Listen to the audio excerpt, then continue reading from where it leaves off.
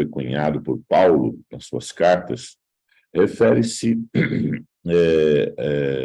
a uma condição, né? Todos nós somos carnais, todos nós somos pecadores, mas nós estamos naquela batalha, né? Como nós vemos lá em Gálatas, capítulo 5, versos 16 e 17, né? Que existe uma luta espiritual entre a carne e o espírito. E nós estamos num processo de amadurecimento, né? Para nos tornarmos pessoas completamente espirituais. E esse processo, né? As pessoas estão em vários estágios. Nem todos nós aqui estamos no mesmo momento espiritual. Tem pessoas que estão mais avançadas, pessoas que estão, né, em progresso, tem pessoas que estão começando a sua experiência cristã. E é justamente essa ação do Espírito Santo na vida do cristão que vai tornando ele uma pessoa espiritual, ou seja, gradualmente ele vai se submetendo ao controle, né, de Deus em sua vida. Eu vou fazer diferente hoje, eu vou vou compartilhar com vocês aqui uma pequena apresentação do conteúdo do livro. Vou ver se eu acho aqui. Eu coloquei para os irmãos que a página 40 é mais ou menos isso, né, pastor? Isso. Deixa eu dar uma olhadinha aqui. Lu, é página 46, não é? 46, isso. 46, mas ontem a gente fez a 39, né? Que, na verdade, a gente não está seguindo Tá. o conteúdo completo, né? Nós Tá. estamos extraindo as lições, né? Ok. Porque não dá tempo para a gente ler, né? E depois ir explicando passo a passo. Então, o que eu tenho pedido para os pastores, como eu falei, é extrair lições, né? Aplicações práticas para a nossa vida. Tá bom. Não, só para não estar dizendo errado para os irmãos, que eu coloquei ali antes no chat que era 39, mas é 46, então. Tá bom. Vocês estão vendo a apresentação aí, não? Então, né? Então, a pergunta, né, dessa porção do livro será que existe solução para o problema, né? Existe solução para os nossos problemas? E se existe, qual é esta solução? A gente já tem mencionado, dando algumas pinceladas, né?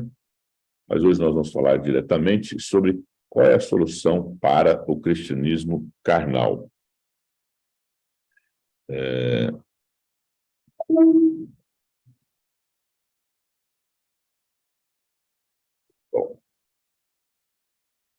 Existe uma chave, né? É a chave para uma vida cristã e feliz. Tem um pastor aqui, um vizinho meu aqui, que é o pastor Laércio. Eu gosto muito da abordagem dele, né? Porque ele diz assim, é o seguinte, a religião, o cristianismo, ele tem que tornar você mais feliz, mais realizado, mais, assim, tendo, né, consciência de que você já é um cidadão do céu, você já é parte da família de Deus. E isso tem que trazer alegria para o seu coração, né? É claro, a gente vive num mundo de desafios, num mundo de pecado. Jesus disse, no mundo tereis aflições, mas nós podemos, né, olhar para a nossa própria vida, nossa própria experiência com alegria, com satisfação. E o cristianismo tem que trazer essa alegria para a nossa vida, né? Claro, você tem que ter consciência e você tem que ter entendimento, discernimento das coisas espirituais, para você experimentar, então, em sua vida, né, essa felicidade. Mas a Bíblia diz que é possível, né? Paulo diz assim, alegrai-vos no Senhor. Outra vez eu digo, alegrai-vos no Senhor, porque apesar, né, das lutas que nós enfrentamos neste mundo, nós temos muito boas notícias, né? Nós temos o Evangelho, né? Excelentes notícias a respeito do nosso futuro, né? Da nossa realidade na eternidade. Então, qual que é a solução apresentada na Bíblia, né, para o problema da nossa vida carnal? Em São João, capítulo 15, verso 5, Jesus diz assim, eu sou a videira né? E vós, os ramos. Quem permanece em mim e eu nele, esse dá muito fruto, porque sem mim nada podeis fazer, né? Então, esse verso é um verso bastante conhecido, nós já citamos ele, né, em uma outra apresentação, mas aqui eu queria chamar a atenção para vocês de um detalhe, né? Aqui ele diz assim: quem permanece em mim. O que seria permanecer em Cristo? São as virtudes cristãs, né? Ou seja, a nossa comunhão, né? Nós indo a Jesus, buscando a presença do Espírito Santo, como nós estamos fazendo agora, né? Procurando alimentar a nossa mente, o nosso coração com as coisas espirituais, né? Isto é permanecer em Cristo. Agora, ele diz assim: quem permanece em mim e eu nele, esse dá muito fruto. Então, são os dois lados da mesma moeda. Você permanecer em Cristo significa você buscar as coisas espirituais, né? Você se conectar com Jesus, se conectar com uma amizade, um companheirismo diário, né? Uma convivência com Cristo. Agora, o que significa Jesus permanecer em mim? Eu falei, são dois lados da mesma moeda, né? Eu permaneço em Cristo e ele permanece em mim. E o que significa ele permanecer em mim? Porque ele, nessa equação, ele diz que aquele que dá muito fruto é esse que permanece em Cristo e Cristo nele. E essa expressão de Cristo significa o seguinte: nós convidamos, né, Jesus para estar conosco. Na verdade, ele é que se convida, né? Ele diz: eis que estou à porta e bato. Se alguém ouvir a minha voz, né, e abrir a porta, não é só ouvir a voz, porque ouvir a voz é ouvir o evangelho, é ouvir o convite. Mas o ouvir o convite leva você a uma ação, é você abrir a porta do coração para que Jesus entre no seu coração. E onde Jesus entra, a sua presença, então, modifica a realidade, santifica, né, a vida da pessoa. E à medida que a pessoa é santificada, ou seja, purificada, essas palavras santificadas, purificadas, significa assim, uma mudança no estilo de vida, né, uma mudança na sua maneira de viver, nas suas ações, nos seus costumes, nos seus hábitos. E você vê isso na vida de uma pessoa e encontra Cristo. Eu citei ontem lá no sermão que eu fiz na igreja da Vila São Jorge. Eu não sei quantos de vocês aí conhecem um cristão adventista aí, que ali pelos anos... o início, né, o final dos anos 90, né, 98, 99, ele deu um testemunho assim poderoso. E ele tinha assim o apelido de Falcão Alegre. Vocês já viram a testemunho de Falcão Alegre? Falcão Alegre, ele era um traficante, bandido, assassino, né? Controlava o tráfico ali no Morro do Alemão. E ele viveu uma vida de crimes violentos, uma vida assim realmente bem do mal mesmo. E ele um dia foi preso e os policiais quase mataram ele, de tanto bater, e jogaram ele na cela para ele morrer mesmo. E lá ele clamou a Deus. Ele falou: se o senhor existe mesmo, aparece aí para mim.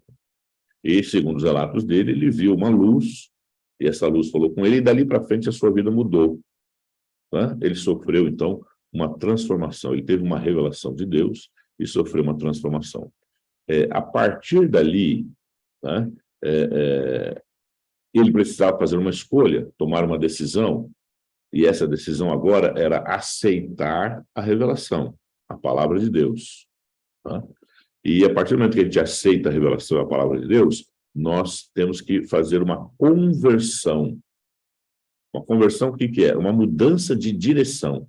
A sua vida estava indo numa direção, agora você faz uma conversão e retorna, né, para um caminho diferente, que é o caminho de Deus. E à medida que você vai descobrindo as verdades e colocando essas verdades em prática em sua vida, aí Jesus permanece em você.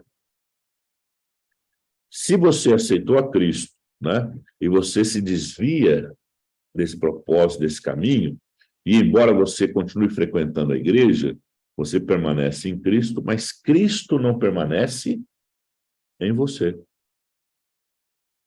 Porque Cristo não habita num coração dividido, né? Ele quer exclusividade. Ele não quer dividir o seu coração com seus caprichos, com seus pecados, né? Então você tem que escolher. E a conversão, ela não acontece uma vez só. A conversão acontece todos os dias. Todos os dias você tem que escolher servir a Cristo. Todos os dias você tem que escolher renunciar o pecado, negar-se a si mesmo, para que Cristo continue permanecendo na sua vida. Por quê? Porque o Espírito Santo só pode transformar o seu coração, ele só pode atuar na sua vida se você escolher renunciar o pecado. Mas como Deus, ele é amor, ele é bondade, ele fica pacientemente esperando que você permaneça nesse caminho. É claro, em algum momento ou outro você comete um erro, mas você está num processo de crescimento. Então, Cristo quer permanecer em nossa vida. A sua presença quer continuar o processo de santificação. Mas isso depende muito das suas escolhas diárias, né? Vamos ver aqui. Permaneçam em mim e eu permanecerei em vocês. Permanecer em Cristo significa receber constantemente o seu Espírito. Constantemente o seu Espírito. Não é uma vida, deixa eu tirar aqui isso. Uma vida de inteira entrega a seu serviço, né? Isso significa que nós não só estamos sendo preparados para o céu, transformados em mais semelhança de Cristo, mas que nós também temos que ter a disposição de servir a Deus e ao nosso próximo, né? E que implica num processo, esse processo de santificação envolve, né, os estágios da nossa vida, onde o caráter de Cristo é reproduzido em nossas ações, né? Por isso, ele fala sobre servir. Como podemos nos tornar cristãos fortes e felizes? Como nossa vida pode ser cheia do Espírito Santo? Esse é o sonho, né? É o que nós estamos buscando aqui. É o que nós estamos buscando, ser cristãos fortes e felizes. Eu falei, a religião tem que trazer felicidade para a sua vida. Alegria, não é só de você pensar nas glórias futuras, né? Naquilo que Deus está preparando para você. Isso deve encher o seu coração de alegria. E também da presença, né, do Espírito Santo. Através desses dois passos, quais são os passos? Primeiro, receber o Espírito Santo, né, continuamente, diariamente, e também se entregar a Cristo completamente, né?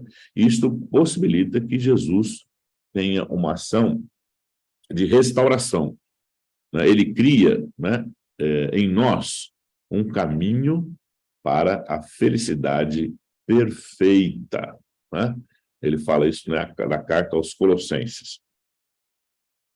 O ponto crucial é que nós nos entreguemos por completo a Deus, incluindo tudo o que temos e somos, pedindo diariamente por uma porção dobrada de fé e do Espírito.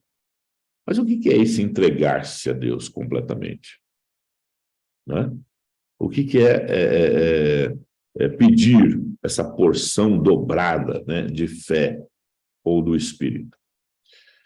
Isso tem a ver, né, com o quanto você deseja, né, ser transformado. Porque nós, às vezes, estacionamos, né, numa zona de conforto, que é assim, eu aceitei a Cristo, eu estou frequentando a igreja, eu estou cumprindo, né, tudo que a igreja exige, tudo que a igreja fala, e está muito bom. Né? Eu costumo dizer que, para muitos, a igreja é como um ônibus de excursão. Né? Você, né, é convidado para participar de um passeio, e aí você senta lá na janelinha do ônibus e fica apreciando a paisagem até você chegar no seu destino. O cristianismo não é um ônibus de excursão, né? É mais um tanque de guerra. Você está ali numa batalha espiritual que cada dia você tem que vencer. Só que a realidade diz que você não pode vencer essa guerra sozinho. A guerra contra a carne, contra o pecado, contra a sua natureza pecaminosa, né? Você precisa e necessita da ação e do poder do Espírito Santo. Então, você tem que se tornar consciente disso, consciente, né, dessa realidade.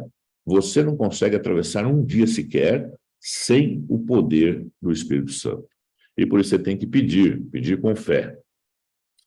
Por que a entrega diária a Jesus ela é necessária? Eu já não tomei a decisão, eu já não escolhi estar do lado de Cristo, eu já não estou vivendo aí anos e anos e anos, né, desta fé. Por que eu tenho que fazer isso todos os dias? Aqui, né, em Lucas capítulo 23, né, 9, verso 23, ele diz assim: se alguém quiser me acompanhar ou acompanhar-me, essa pessoa tem que negar-se a si mesmo, né?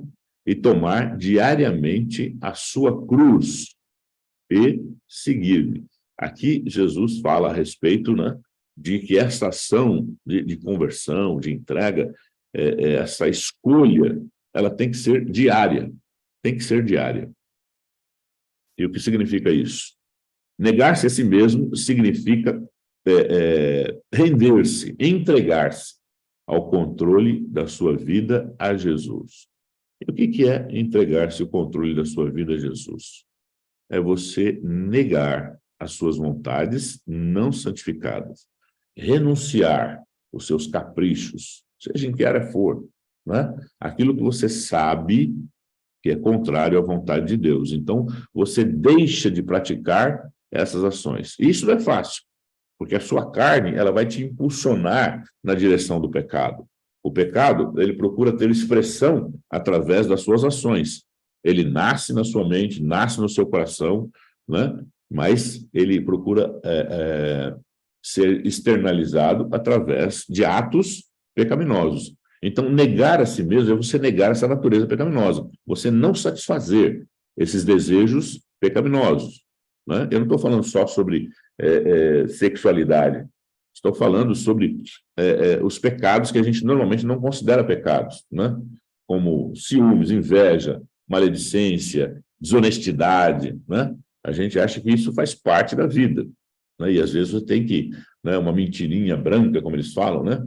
Uma mentirinha para você escapar de uma consequência, mas tudo isso faz parte da sua natureza pecaminosa. Então, negar a si mesmo é você negar essa vontade, negar essa ação, né? E tomar a cruz, né, o fardo da cruz, não significa que teremos dificuldades todos os dias.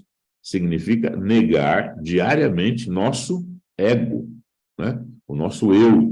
E aqui, essa palavrinha, né, é uma palavrinha que nós, ocidentais, não estamos muito acostumados, né, eu costumo dizer, porque a nossa cultura é uma cultura de liberdade, democracia, cada um faz o que quer, né, desde que não prejudique o outro.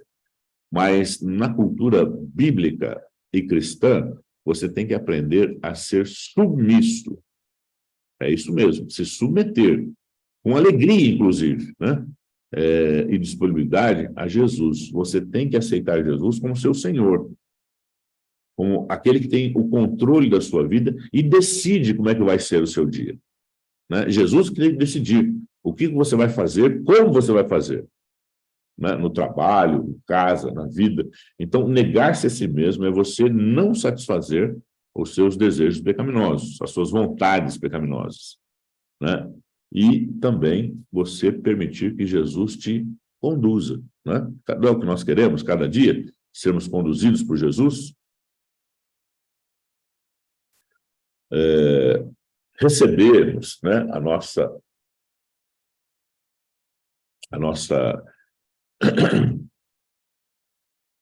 só um minutinho, opa, deixa eu voltar aqui. A nossa natureza física, né, ao nascer. Para mantermos nossa natureza física, nossa força, nossa saúde, o que você precisa fazer? Se alimentar todos os dias. Você come todos os dias, não é? Por exemplo, hoje eu não vou comer, hoje eu estou jejuando, né? Mas isso é um hábito esporádico, né? Você não vai jejuar uma semana, um mês, né? Como Jesus fez, 40 dias. Você alimenta a sua natureza, né? Nós também, ao aceitarmos a Cristo, recebemos uma natureza espiritual. E nós precisamos alimentar essa natureza espiritual, né? E para manter a vida espiritual forte e saudável, é necessário que você cuide, que você alimente o seu espírito. A natureza espiritual, ela é tão real quanto a natureza física. E assim como você alimenta o seu corpo, você tem que alimentar também o seu espírito. Nós temos uma vida espiritual que precisa ser preservada a todo momento pelo poder divino. Assim como Jesus faz o seu coração bater, né, faz o seu pulmão encher de ar, ele também pode vivificar as suas faculdades espirituais, né? Todavia, não é sustentada por um milagre direto, né? A vida espiritual não é realizada por milagre, porque tem a ver com o seu caráter, né? E o caráter não é transformado por mágica, por milagre, mas é mediante ao uso das bênçãos colocadas ao nosso alcance. De igual forma, a vida espiritual é sustentada pelo uso dos meios fornecidos pela providência. E quais são os meios fornecidos pela providência? A Bíblia e a oração, né? E a ação dos anjos e também do Espírito.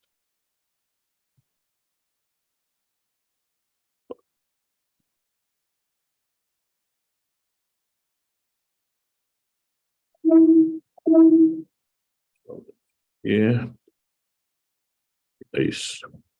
Aqui diz assim: o Senhor está disposto a fazer grandes coisas por nós. Então, não há nenhuma reserva da parte de Deus em abençoar você. Pelo contrário, o Espírito Santo está todo dia no seu lar e ele busca abençoar a sua vida, dirigir os seus passos, os seus pensamentos, né?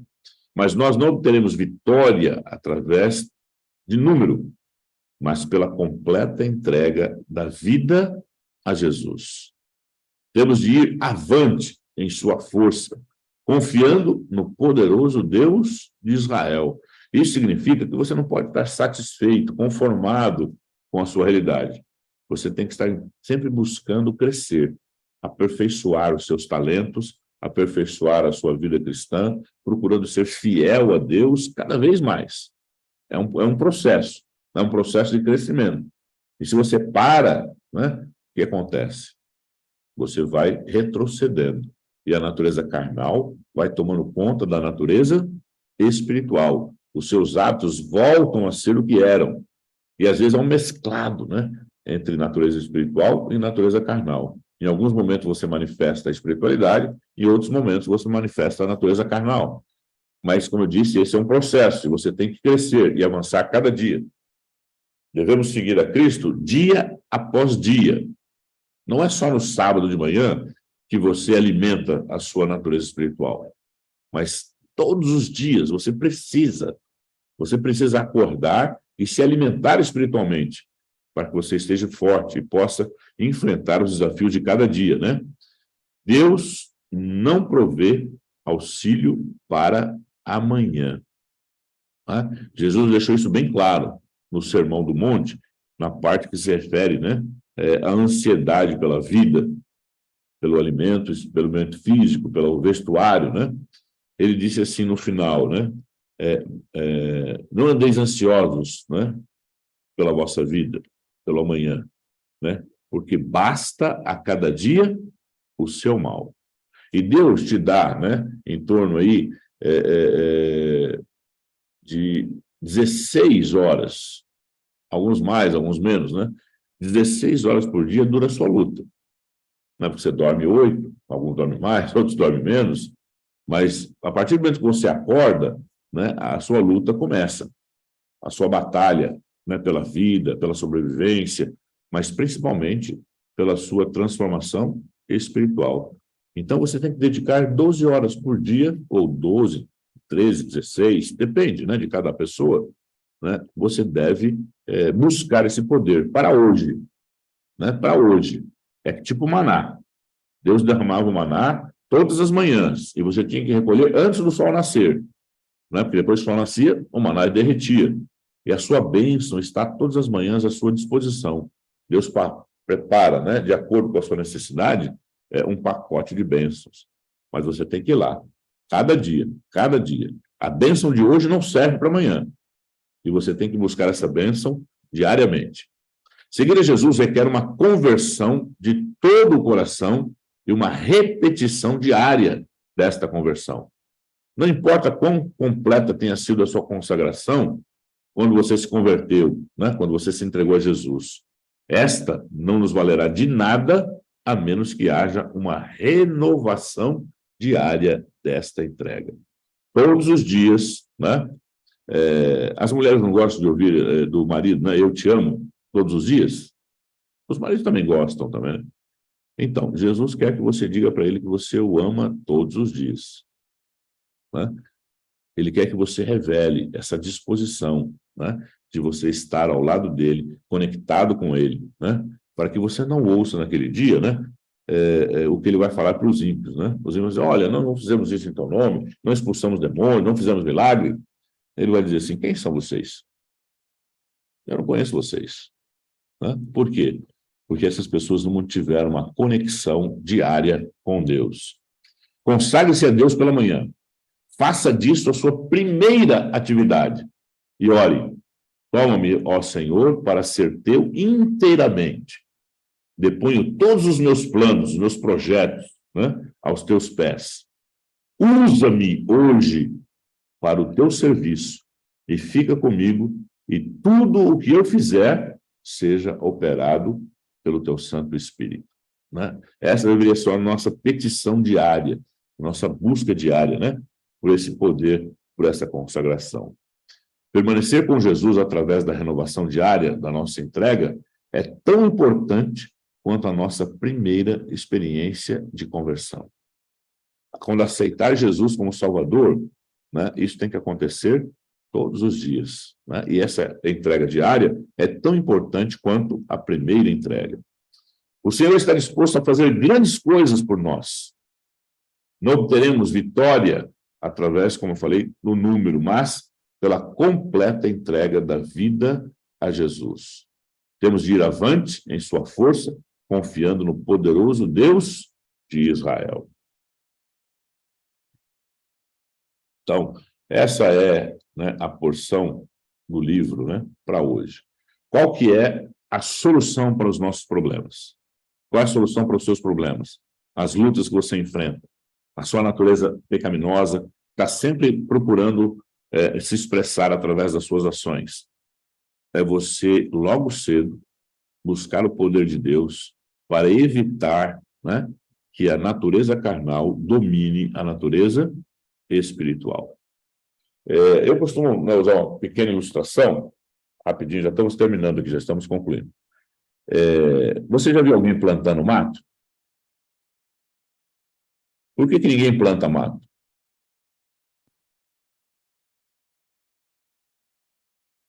Porque não precisa. O mato brota naturalmente. Assim é a sua natureza carnal. Você não precisa fazer nada para que a sua natureza carnal tenha expressão através das suas ações. Porque é como o mato, ela brota.